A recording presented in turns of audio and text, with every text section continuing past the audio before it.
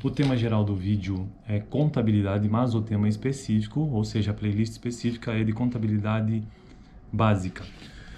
Eu estou usando esse livro, que é o livro Texto Base, que eu estou utilizando para construir as informações desta playlist. É um livro do José Carlos Marion, muito bom, o link está aqui na descrição caso você tenha interesse, vale muito, muito a pena. Foi um livro que eu utilizei inclusive na graduação, na disciplina de contabilidade introdutória. Já o assunto do vídeo de hoje é o seguinte: balanço patrimonial, um resumo. Por quê? Porque eu estou no capítulo 4 desse livro e já tratei sobre... O capítulo 4, ele diz, o título dele é assim, balanço patrimonial, grupo de contas.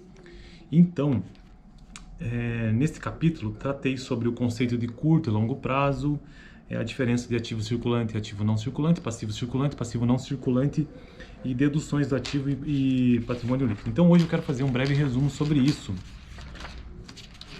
E aqui no livro ele tem um tópico, inclusive, com esse nome, Balanço Patrimonial Resumo.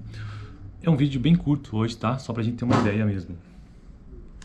O balanço patrimonial divide-se em grupo de contas, como nós já vimos ao longo dos vídeos que eu já gravei aqui no canal antes desse, sobre esse capítulo. O balanço patrimonial divide um grupo de contas de características semelhantes, facilitando dessa forma a sua leitura, interpretação e análise. Então, o balanço patrimonial, que é o conjunto, ou ele organiza, né, o conjunto de bens, direitos e obrigações de uma empresa, ou seja, todo o patrimônio, né?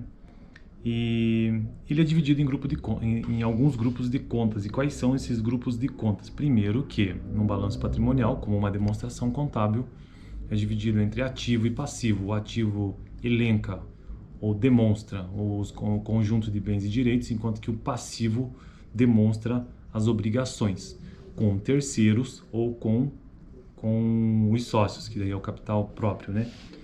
Mas aqui no livro ele traz o seguinte, vamos lá. Ativo, comecemos então pelos bens e direitos. E o grupo de contas, ou os grupos de contas dos bens e direitos. Então, o ativo circulante compreende contas que estão constantemente em giro, em movimento. Sua conversão em dinheiro ocorrerá no máximo até o próximo exercício social. Então, todos aqueles bens e direitos que estão em giro constante fazem parte do ativo circulante. E a conversão em dinheiro, ela é rápida. Então, como é que se usa o termo para isso? Que esse grupo de contas tem uma alta liquidez. E que os bens e direitos que estão categorizados aqui são aqueles que se convertem em dinheiro em até, no máximo, 1 ano, ou seja, no curto prazo. Então, por isso que o ativo circulante é curto prazo. Não circulante, que é o outro grupo de contas, compreende todas as contas do ativo que não têm os seus recebimentos marcados até o próximo exercício social ou que não estão à venda. Então, são aqueles que não fazem parte dessa questão do giro da empresa em si, que não se converte, ou seja, a liquidez ela é menor do que do ativo circulante e ela vai se converter até depois de 1 ano. Então, por isso que ela se diz ativo não circulante. É que a gente tem que prestar atenção mesmo nos termos, sabe? Na própria palavra em si, ativo, que é um bens e direitos, circulante, ou seja, ele circula, é algo que está em constante giro. E o não circulante é que não está em constante giro. E aí existem algumas subcontas que compreendem ou que fazem parte do ativo não circulante. O primeiro é o realizável a longo prazo, o segundo é investimento, o terceiro é imobilizado e o quarto é intangível. São quatro, então, neste caso que ele está elencando aqui no livro. Bom, o que é o realizável a longo prazo? Inclui-se nessa conta bens e direitos que se transformarão em dinheiro após o exercício seguinte. Investimentos são as aplicações de caráter permanente que geram rendimentos não necessários à manutenção da atividade principal da empresa. São as aplicações de caráter permanente que geram rendimentos não necessários à manutenção da atividade principal da empresa. O imobilizado abarca itens, bens corpóreos de natureza permanente que serão utilizados para a manutenção da atividade básica da empresa e as decorrentes de operações que transfiram à empresa os benefícios, riscos e controles desses bens. E o intangível, por fim, são direitos que tenham por objeto bens incorpóreos, isto é, que não podem locar que não podem locar, destinados à manutenção da empresa ou exercícios com essa finalidade. Este é o ativo de modo geral, compreende todos os bens e direitos de uma empresa, tanto no curto prazo até 1 ano ou no longo prazo depois de 1 ano. O ativo circulante está em constante giro, já o ativo não circulante não está em constante giro e ainda existem subcontas realizáveis a longo prazo, investimento imobilizado intangível, que fazem parte do ativo não circulante. Bom, e quanto ao passivo, vamos ver agora as divisões. Passivo circulante é a mesma lógica, nesse sentido de circulante e não circulante, né? Passivo circulante é aquilo que está em constante giro e passivo não circulante é o que não está em constante giro. Curto prazo e longo prazo.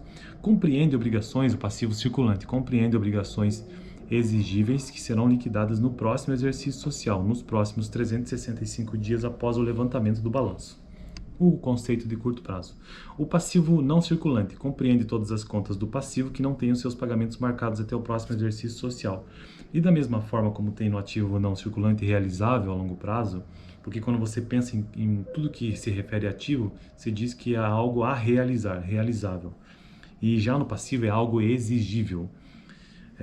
Passivo, nesse caso aqui, o passivo exigível, claro, né? Porque tem o passivo não exigível, que é o patrimônio líquido. Bom, mas o passivo exigível ou não circulante, dentro dele ainda tem uma subconta que se diz exigível a longo prazo. Relacionam-se nessa conta obrigações exigíveis que serão liquidadas com prazo superior a 1 ano, divididas a longo prazo. Então, no passivo são 2 divisões básicas, o circulante e o não circulante, e ainda tem o patrimônio líquido, que aí seria também o que se diz patrimônio não exigível. Aliás, é passivo não exigível, que refere-se ao capital próprio, né? Enquanto que o passivo circulante e não circulante são passivos exigíveis e capital de terceiros. Patrimônio líquido são recursos dos proprietários aplicados na empresa. Os recursos significam o capital mais o seu rendimento, lucros e reservas. Se houver prejuízo, o total dos investimentos dos proprietários será reduzido. E ele coloca uma última observação. Há outras contas pertencentes ao balanço patrimonial que serão tratados em momento oportuno. Ou seja, então no vídeo de hoje é um breve resumão mesmo dos grupos de contas que compõem o balanço patrimonial. E o balanço patrimonial nada mais é do que o conjunto de bens e direitos de obrigações de uma empresa. Beleza? Eu fico por aqui, até o próximo vídeo. Dá uma olhada nesse vídeo que eu vou deixar aqui no final sobre as deduções do ativo e do patrimônio líquido, tá bom? Nos vemos segunda-feira na continuação dessa playlist. Até mais.